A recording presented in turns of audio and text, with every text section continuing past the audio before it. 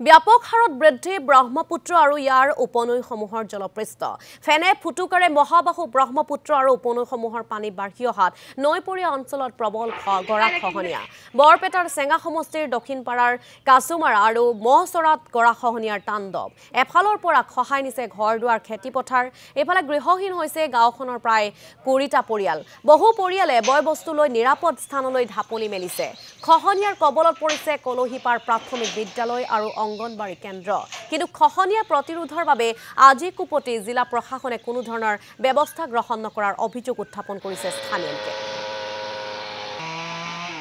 আজি ২ বছৰমান হল আমাৰ এই কাছমাৰা মহচৰা যেটো এলেকা এই হুতিটোৱে মানে বহুত ঘৰবাৰী ইয়াৰ পৰা উঠাই লৈছে ৫০০ শতাধিক ঘৰবাৰী উঠাই লৈছে আৰু কিমান মাটি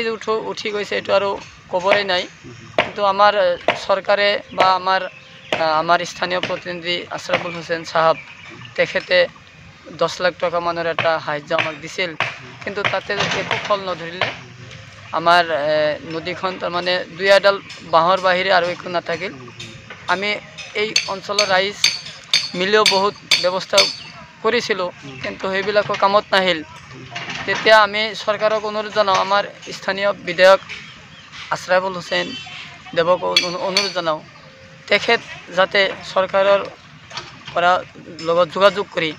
আমাৰ এই অঞ্চলৰ এই নদীৰ কিবা প্ৰতিৰোধ কৰে কিয়নো আমাৰ ইয়াতে মেডিকেল আছে